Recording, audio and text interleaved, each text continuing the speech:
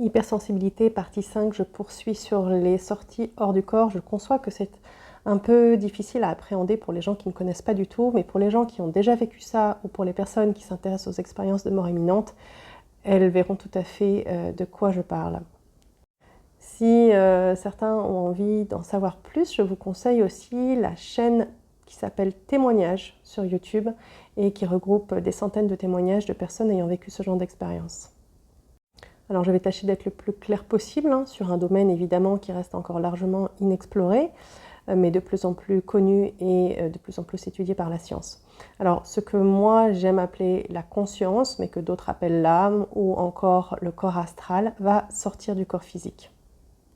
Cela peut survenir suite à diverses circonstances, comme j'ai déjà évoqué dans la vidéo précédente, mais en particulier suite à des gros chocs émotionnels avec des grandes peurs et par exemple suite à des agressions.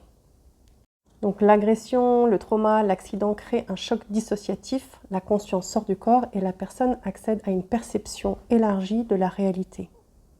En effet, la conscience n'est plus limitée au corps de la personne. Et souvent, les personnes décrivent qu'elles se voient d'en haut. Et c'est le cas de Ernest Hemingway qui décrit ça dans un de ses livres. Il a été, en effet, au cours de la Première Guerre mondiale, blessé par l'explosion d'un mortier. Et il dit « Je sentis qu'on me saisissait à bras le corps, que l'on m'arrachait hors de moi-même et que je flottais dans les airs.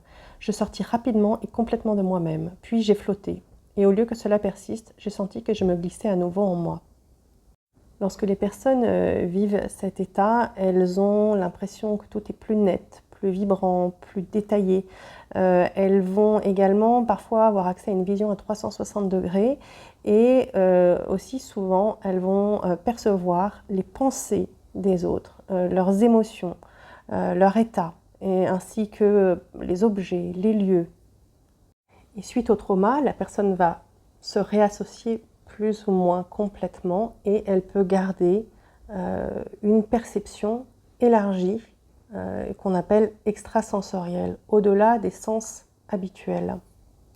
Et donc la personne va capter des choses qui ne lui appartiennent pas, des pensées, des énergies, des émotions.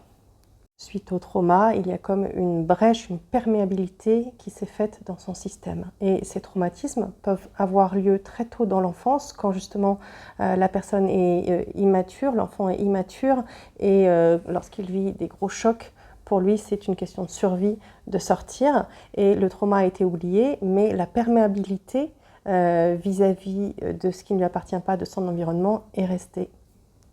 C'est ce qui est arrivé à mon amie Fanny, qui est aujourd'hui médium, et je vous en parle dans la prochaine vidéo.